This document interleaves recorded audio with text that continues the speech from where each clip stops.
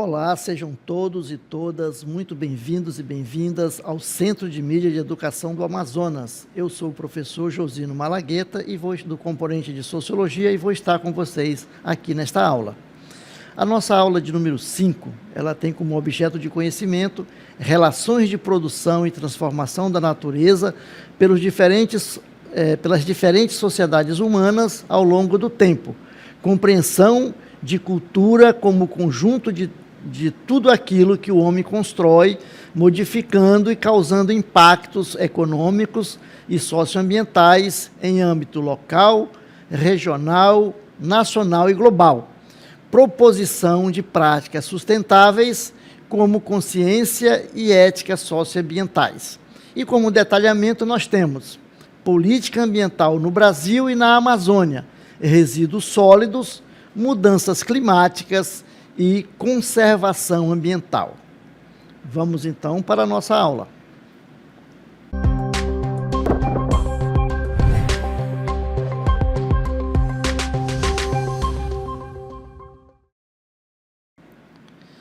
E aqui nós estamos, nessa bela paisagem aqui, ao lado desse rio maravilhoso, dessa praia. E aí nós nos perguntamos, não é isso? Amazônia, e se ela desaparecer? Todo esse cenário que nós temos. E aí nós vamos fazer um exercício de imaginação, não é isso? Vamos pensar comigo, vamos pensar no seguinte: imagine que a Amazônia é o ar-condicionado do planeta. Você já se perguntou o que aconteceria se ela desaparecesse? Se a Amazônia desaparecer, o que vai acontecer? Será que o mundo vai esquentar?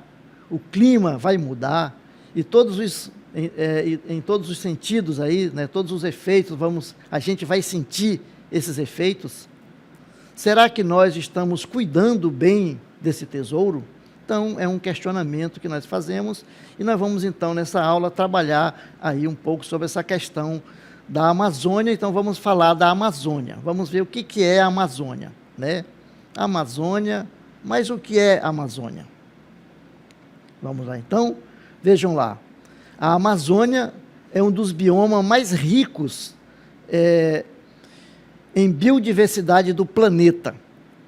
Isso. A Amazônia, quando você fala em Amazônia, nós vamos nos referir a um conjunto de ecossistemas que abrange a floresta amazônica e a bacia amazônica, certo? E também nós podemos afirmar que essa é a região de maior biodiversidade do planeta e também o maior bioma do Brasil. É isso, então, falando de Amazônia. O que mais? Essa região, ela cobre 60% do território brasileiro e abriga 20% da biodiversidade mundial.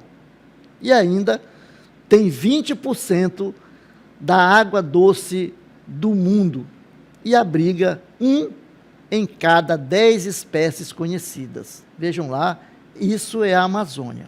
E aí nós vamos nos perguntar como que nós estamos cuidando desse tesouro, dessa riqueza, que não é só nossa, ela é também do planeta, porque ela tem influência sobre todo o planeta. E como nós vimos aqui, nós temos, não só a Amazônia não está só no Brasil, ela está também na Pan-Amazônica, porque tem outros países aqui da América do Sul, que compõem aí, que faz parte desse bioma maravilhoso, não é isso? Então, nós vamos começar a refletir um pouco sobre essa questão, tá bom? Vamos, então, continuar. Muito bem. E aí, a gente se pergunta o seguinte, Nós falamos que, lá no início, nós nos questionamos que imaginar se a Amazônia como um ar-condicionado do planeta, não é isso? E aí a gente vai refletir o seguinte: por que a Amazônia seria, o ar-condicionado do planeta? Porque a Amazônia, ela ajuda a regular o clima, do planeta Terra, fazendo com que o resfriamento aí, em mais de 1 grau centígrado, ela vai fazer esse processo de resfriamento. ela também ajuda a regular, né, a questão climática.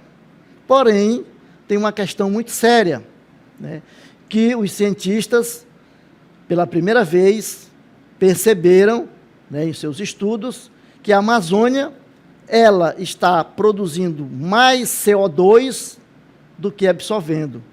Então, esse é um problema, isso é uma questão séria, né, que nós temos que pensar, que refletir, né, por que isso está acontecendo. Não é isso? Então, se isso acontecer, e já está acontecendo, a Amazônia deixa de ser o ar-condicionado do planeta. Não é isso? Então, vamos ver quais são as políticas ambientais necessárias que o Brasil está desenvolvendo para o cuidado dessa região. Então, primeiro vamos falar do que é política ambiental, não é isso? A política ambiental no Brasil é um conjunto de leis, planos, instituições e ações criadas ou criados pelo governo e pela sociedade para proteger o meio ambiente, promover o uso sustentável dos recursos naturais e combater problemas como poluição, desmatamento e mudanças climáticas. Certo? Então, isso é política ambiental no Brasil. Mas nós temos uma política ambiental especificamente para a Amazônia, né?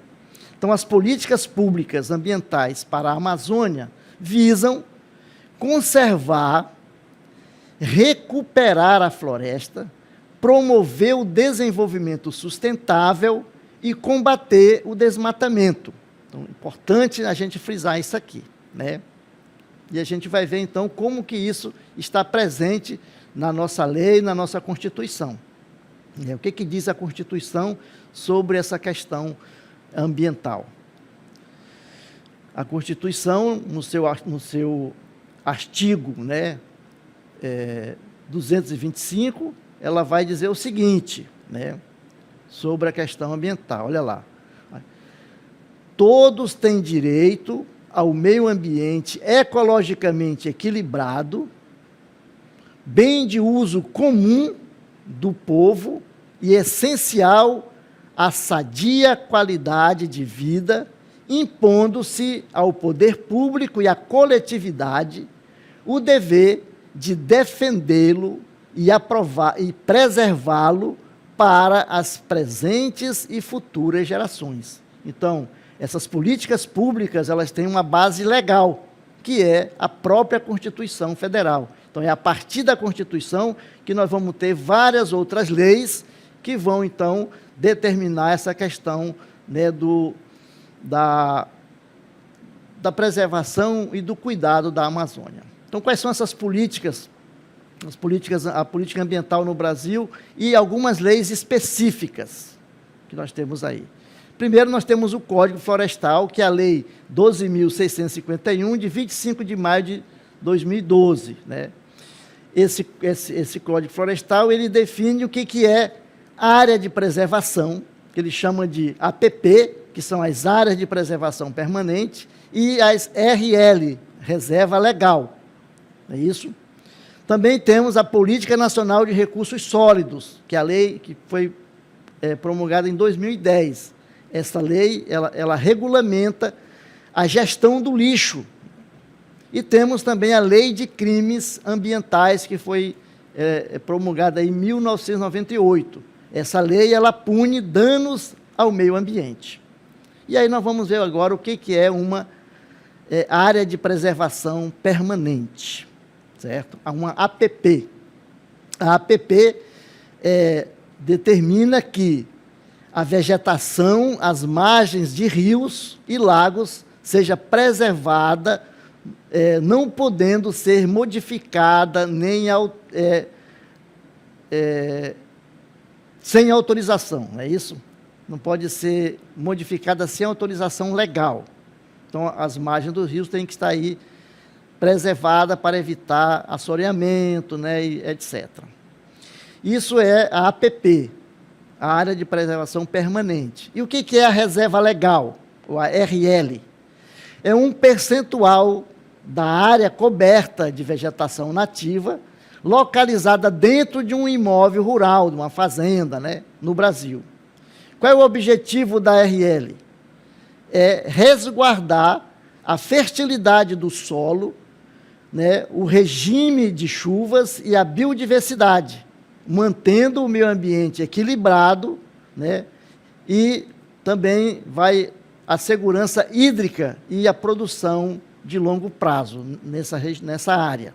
Então, isso aí é a chamada reserva legal.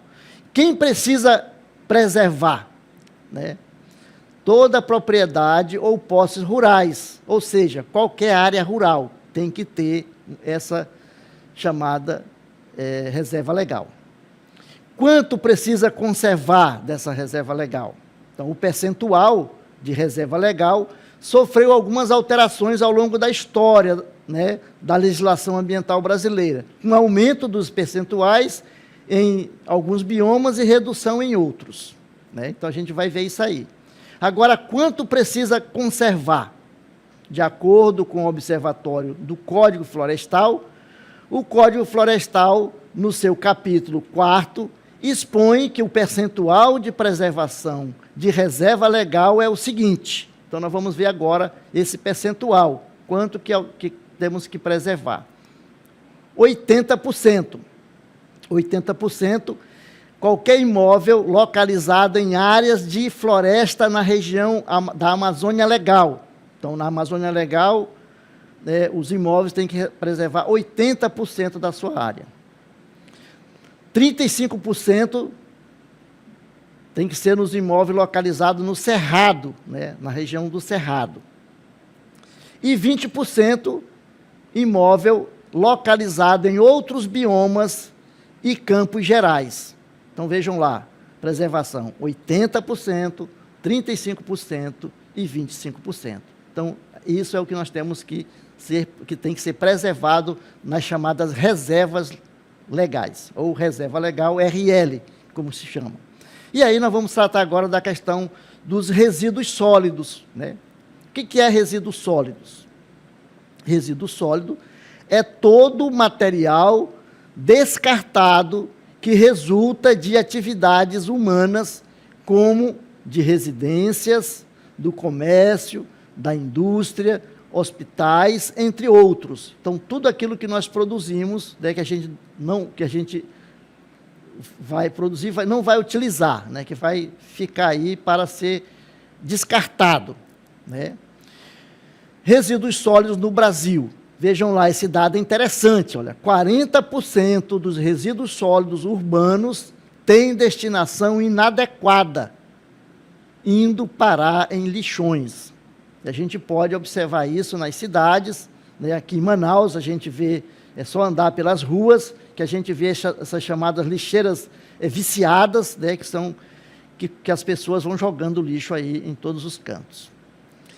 E aí existe uma política pública, uma política nacional, que vai tratar dessa questão dos resíduos sólidos, né? Para que os municípios, os estados, as comunidades tenham como o que tem que fazer, né, para que esses resíduos possam ser destinados de forma adequada.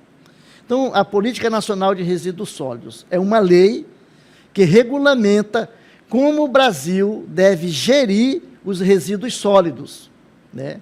Então, a Política Nacional de Resíduos Sólidos foi instituída em 2010 pela Lei número 12.305.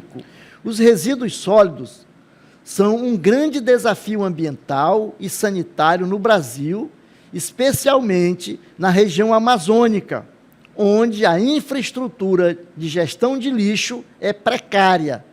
Alguns dos principais problemas causados por esses resíduos incluem, né, tanto no Brasil como na Amazônia, estão presentes em toda a região. Né? Então, essa questão é uma questão séria, principalmente na região amazônica, nos municípios do interior, né? Onde os prefeitos não têm infraestrutura e muitas vezes nem financiamento para poder fazer aterros sanitários.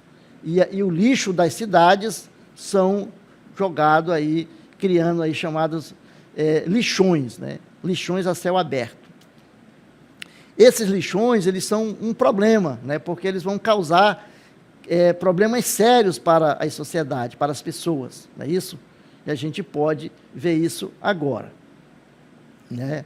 Então, primeiro, qual é o problema causado por essa questão dos lixões? Poluição do solo e da água, né?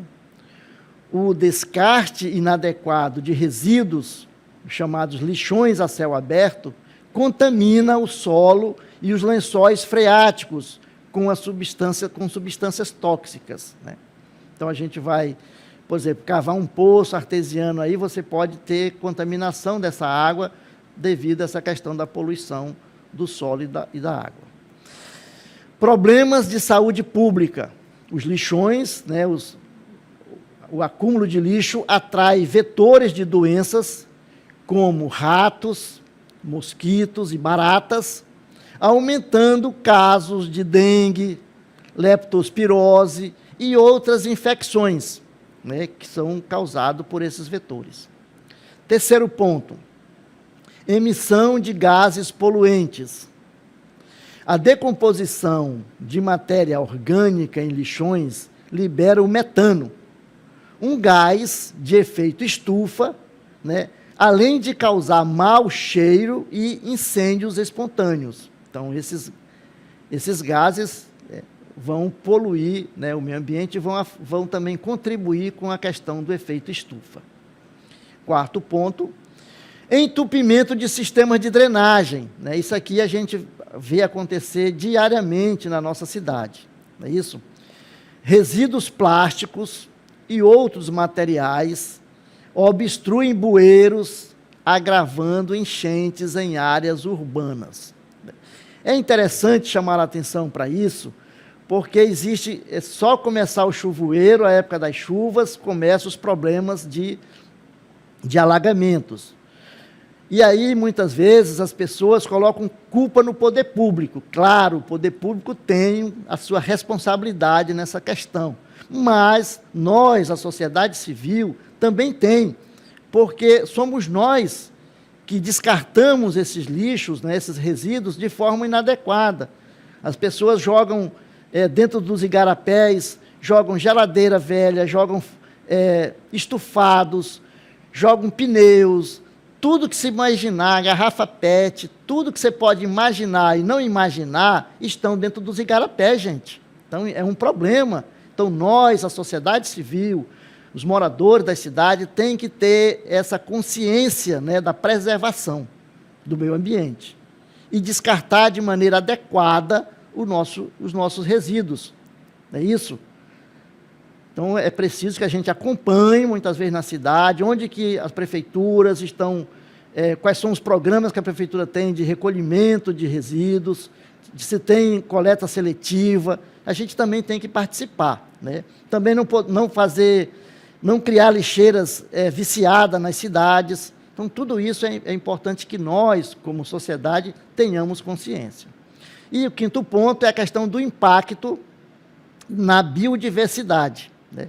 Animais marinhos e terrestres sofrem com a ingestão de plástico ou ficam presos em resíduos. Então, isso tem acontecido muito, principalmente nos oceanos, né?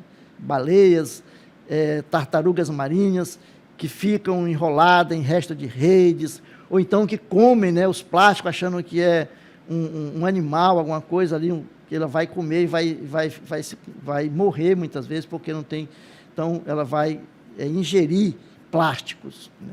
Então, é importante, então, isso a gente precisa pensar e refletir e ver o grau de responsabilidade que cada um de nós temos nesse processo, né?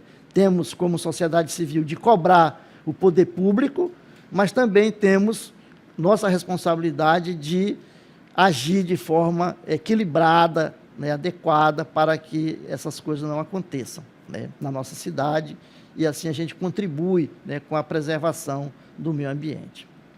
Muito bem. E essa questão, então, na Amazônia, como é que se dá? Então, nós temos aí uma questão séria, que é a questão do desmatamento para a construção de lixões, né?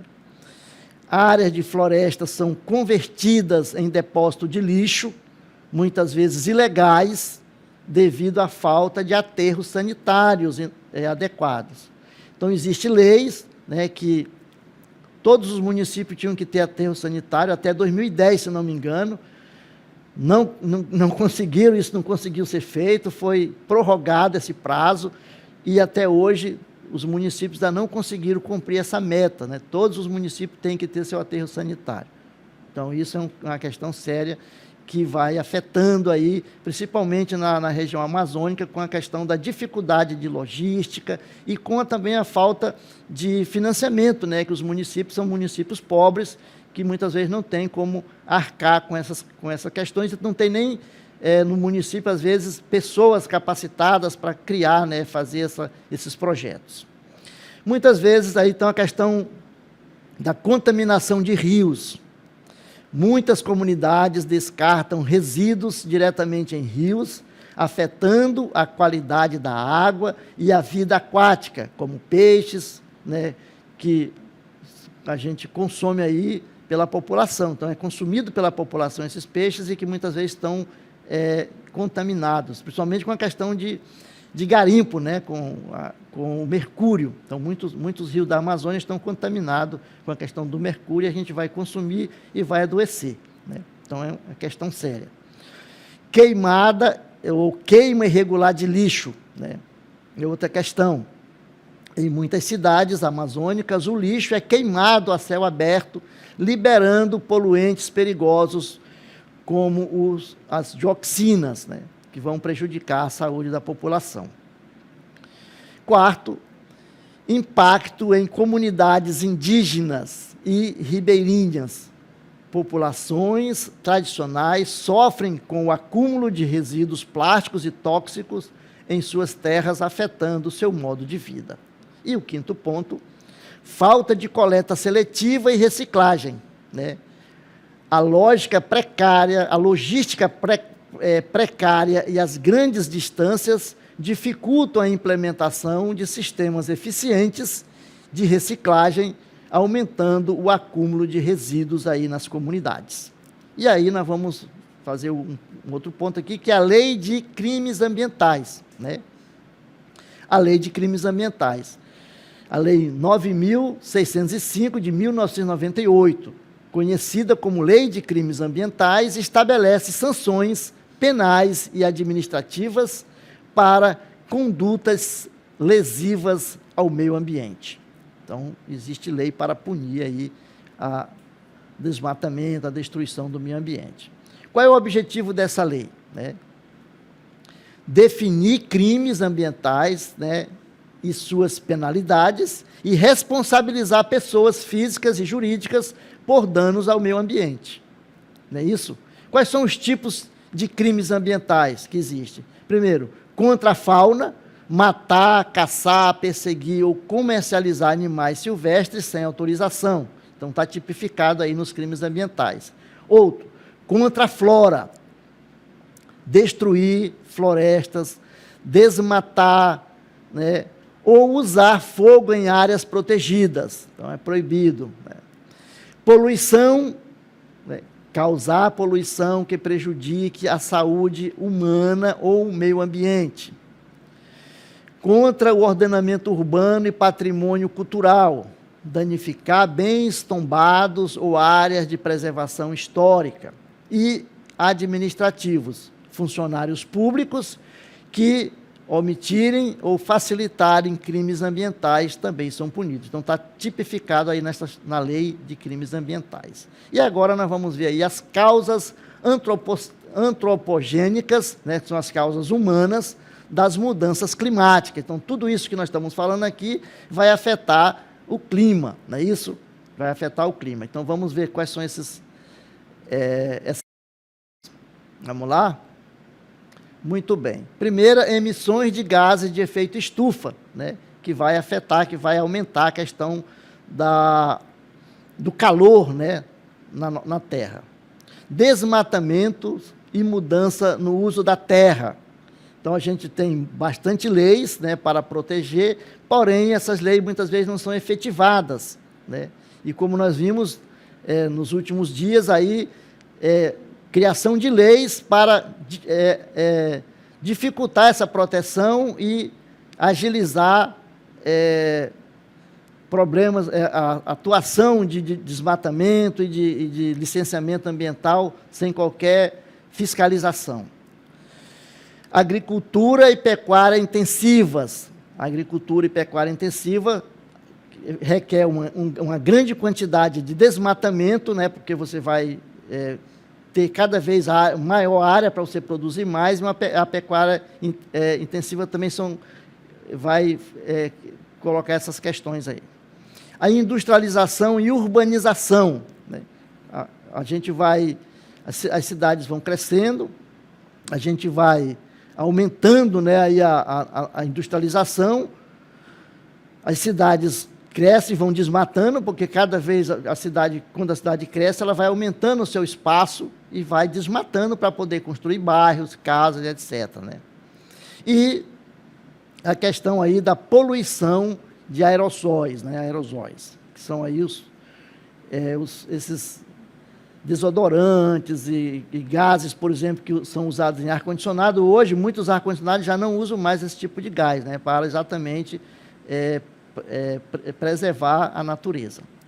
Muito bem. E aí, nós vamos ter impactos das mudanças climáticas, né, porque a gente não está cuidando devidamente do nosso planeta. Então, nós temos aí aumento da temperatura global, causado principalmente pela emissão de gases de efeito estufa, né, o CO2 e o gás metano, né? Então, você vai cada vez mais fazendo com que o clima modifique. Eventos climáticos extremos, como secas prolongadas, furacões, enchentes e ondas de calor mais intensas cada vez mais. Degelo e elevação do nível do mar, derretimento de geleiras e a ameaça de cidades costeiras que podem desaparecer. Perda de biodiversidade, espécie não consegue se adaptar às mudanças rápidas do clima, né, e desaparecem. E a alteração da agricultura, que vai trazer mudanças nos ciclos de chuva, afetam a produção de alimentos. Então, a gente já está sofrendo isso, né, no nosso dia a dia. Então, é preciso a gente proteger, né, o ecossistema, temos que ter aí reflorestamento e restauração, não é isso? Precisamos utilizar cada vez mais energias renováveis, trabalhar com a questão de agricultura sustentável, né, e redução do desmatamento. É preciso que a gente trabalhe essas questões, não é isso? Então, vamos lá. Então, a proteção do ecossistema, não é isso? Florestas e oceanos, zonas úmidas atuam como sumidouros de carbono, então é preciso preservar. Reflorestamento e restauração, que vão recuperar, né, são as áreas degradadas para absorver o CO2. Usar energias renováveis, como a redução no uso de combustíveis fósseis, e usar mais energia solar, energia eólica, hidrelétrica, que são sustentáveis, é isso?